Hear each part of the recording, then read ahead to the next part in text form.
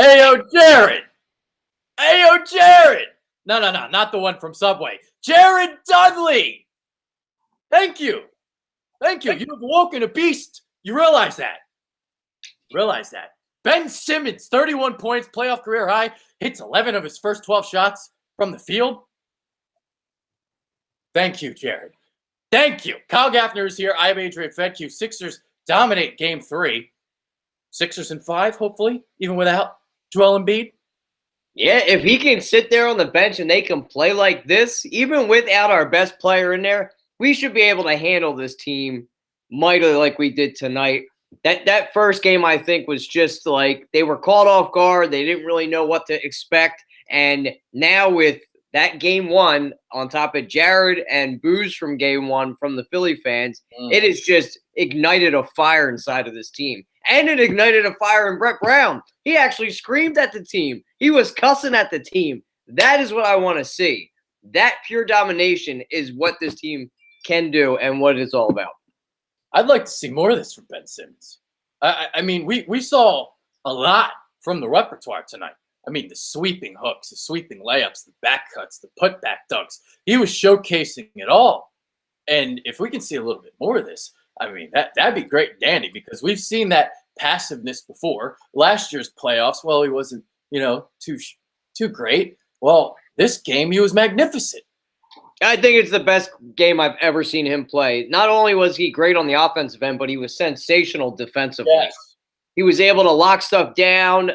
He had full energy court end to end. I mean, it was just outstanding. He was rebounding. He limited the turnovers. He was dunking the ball. He was being aggressive. And I've said this before to everybody out there. I would rather have a more aggressive Ben Simmons than a guy that's going to dish it out 15, 16 times. I want him to have his foot on the pedal the entire time because how can you stop him with a full head of steam? He's 6'10", 250 pounds. And with his ability and size to be able to muscle people down there, you can't stop him. If he wants to get more aggressive, he can be. He just needs to get that confidence up, I guess. But he got it tonight. I mean, I don't know what it took. It took all that to wake a beast. It wasn't just the booing. It was even like the reporters leading up to the game. You had a freaking Orlando thing. With like you were hungover for the game, and then now you have this. You've had all this drama circulating around Ben Simmons, but he shows up tonight and he played like he was pissed off. And that's the Ben Simmons I want to see from here on out for the rest of his goddamn career. Yeah, absolutely. Absolutely. That repertoire that he has, and right into the third quarter, he started to get a little passive again. When they made that run, when we had that 18-point lead, and the Sixers kind of just fell apart with 4 minutes left in the third, he started to get a little passive, and they started to go back to the dribble handoffs to JJ. It was 90% JJ Redick time, and I'm like, oh, God, let's not get into this. Let's just get out of this little funk. We got comfortable, but let's get that fire back into us. And did you hear about that poster they had outside of Brooklyn Stadium? It was Ben Simmons on a Missings poster. Oh, yeah. So a little corny. I mean, can we come up with something original? Like the girl missing from the milk carton, that bullshit all over again? Come on. The trolling is just terrible. And coming from a player like Jared Dudley, bro, who are you? You literally look like a reject from Fraggle Rock. You giant, disgusting tub of dough. Just shut up. The best troll job came during the game when Jared Dudley airballed a right wing 3 and Ben Simmons just staring at him. Bro, I'm average? Okay. All right. Average. All right. And ladies, that's for you too. He's more than an average man. He's more than Kendall Jenner's boyfriend. My God. Oh, isn't that's Kendall Jenner's boyfriend, is it? Yes, it is. His name is Ben. He has feelings. And he is the man. Ben is the man. But we have to add to this that JoJo wasn't in there, taking up a lot of the space down there on the block. So it's up to now Brett to have this aggressive Ben Simmons while JoJo is also in the game, because that definitely helped with his ability to get his shot selection tonight. Yeah. And let's also bring up, dude, it's just so funny how Tobias Harris just always gets overshadowed. His career's been overshadowed. His game tonight got overshadowed because of Ben Simmons. Mhm. So he goes for 29. He's 6 of 6 from 3, 11 of 19 from the field, 16 rebounds. So Tobias Harris is everywhere tonight. He was huge, and he needed to really have a game like this because game one, he was like nowhere to be found. And towards the end of the season, he kind of just disappeared. Mhm. And I hope he finally got his flow back to him because he is such a huge part to this offense. If he can go off like that, to have a scoring ability for Ben, and the poetry in motion with those two guys towards the end of the game too. Ben taking it up at the point and leaving it off for Tobias, just a little dump off to hit the three. And then where they had that nice pass from Mike Scott with Ben diving to the cup, and then he makes that nice pass around the defender, and then Tobias just dunked it. It was just beautiful. I think those two guys' games flow really well together. And if they get that chemistry going, but he really needed that. And I still think it might be beneficial to maybe put him coming off the bench because he sometimes gets lost, and so does Jimmy Butler. Because there's so much talent in that starting five and we don't have that much punch. But Boban Marjanovic, let's not forget about this guy. He's played huge minutes in the first 3 games.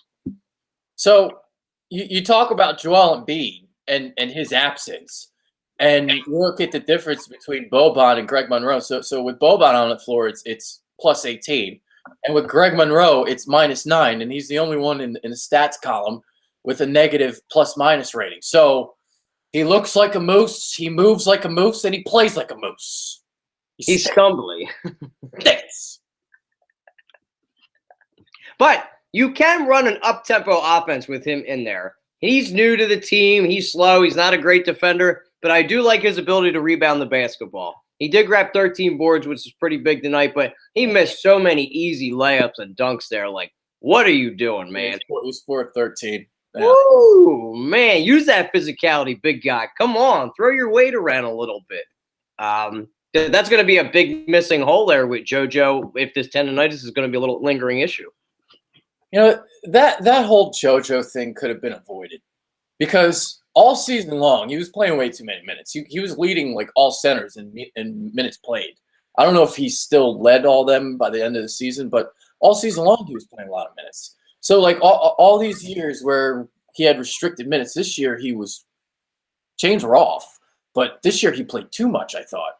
And now it's like he's not even available for a playoff game. So it's like, what the fuck?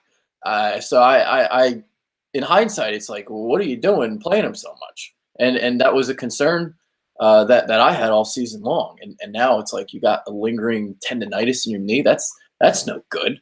And you heard it before the game. It's like he couldn't jump and land without it feeling good. That's not good at all. No. And I don't know if it's the same knee where he had that meniscus tear, and I'm praying that it's not. But you look at Joel Embiid, you look at his injury history. He's a phenomenal talent in such a short time that what he's done playing basketball, organized basketball for 10, 11 years.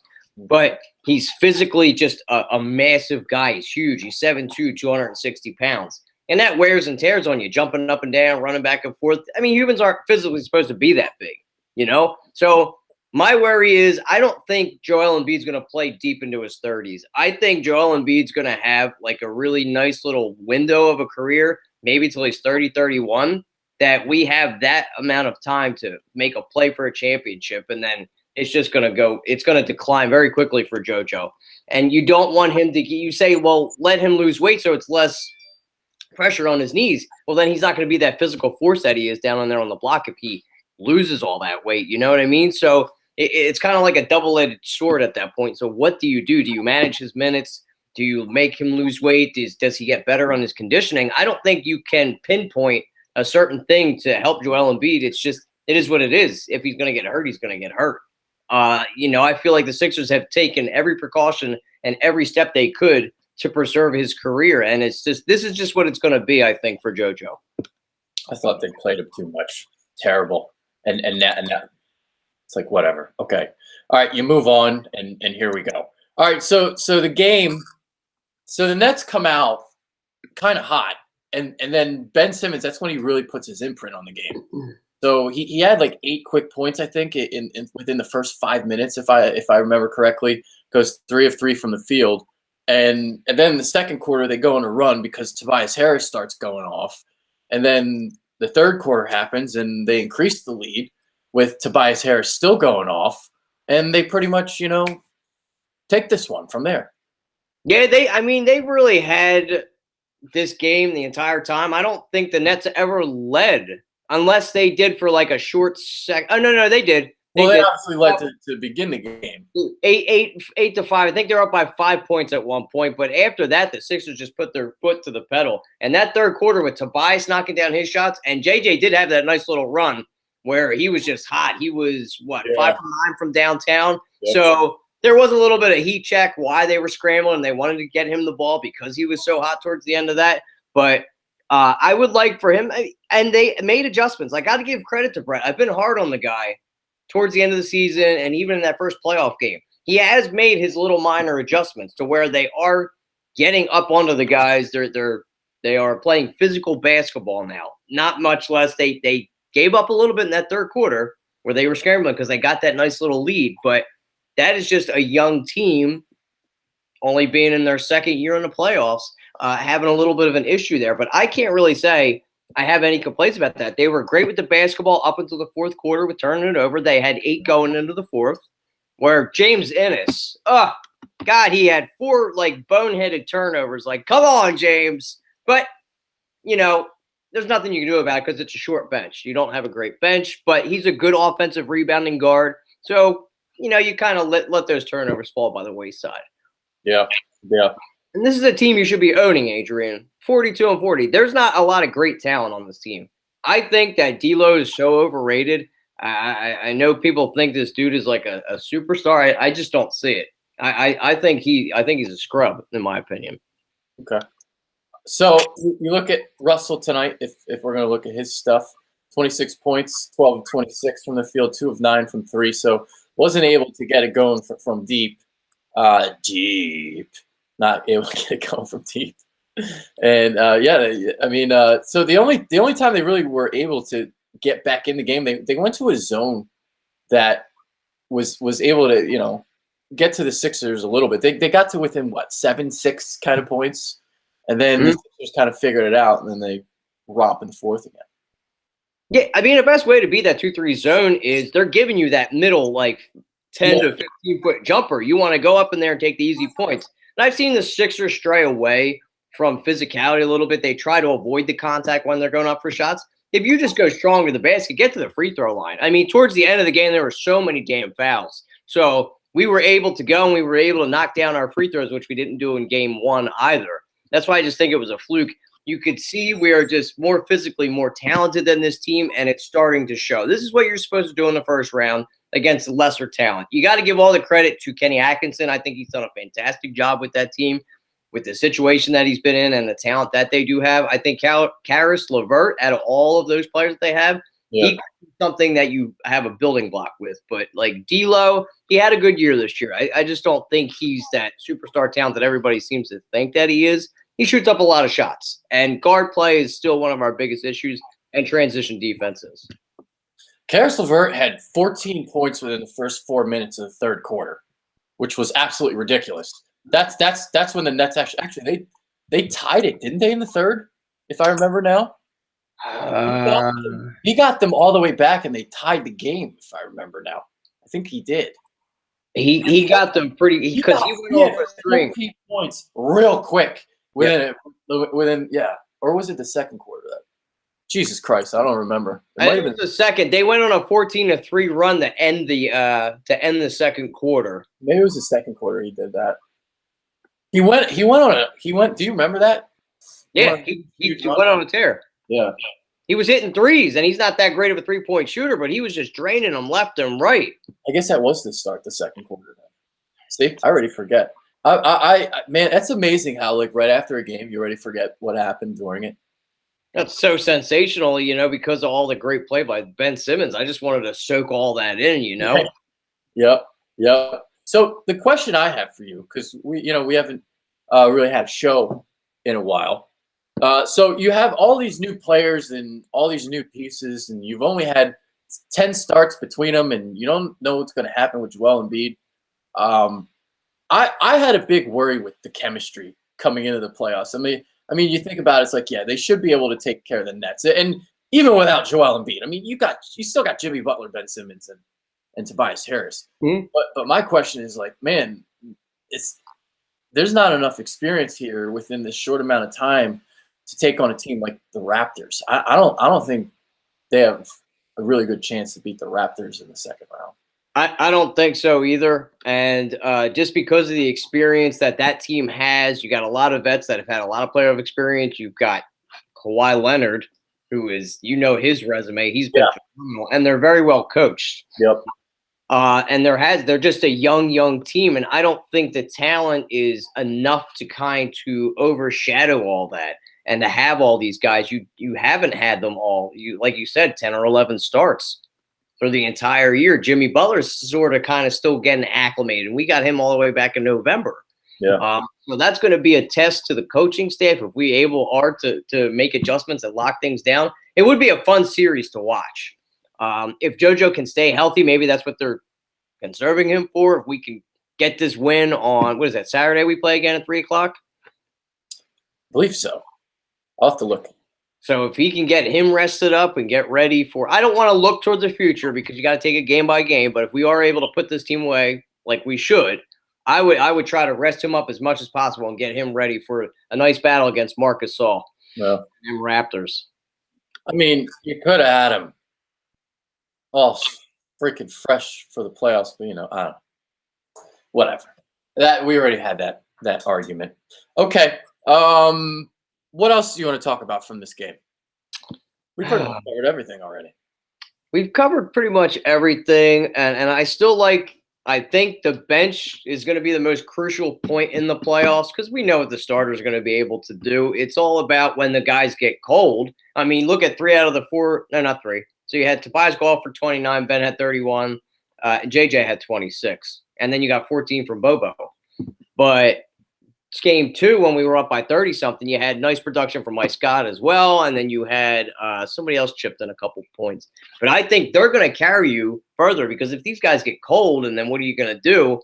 I want them to do what they've done these past 2 games, because I thought they'd look sensational defensively.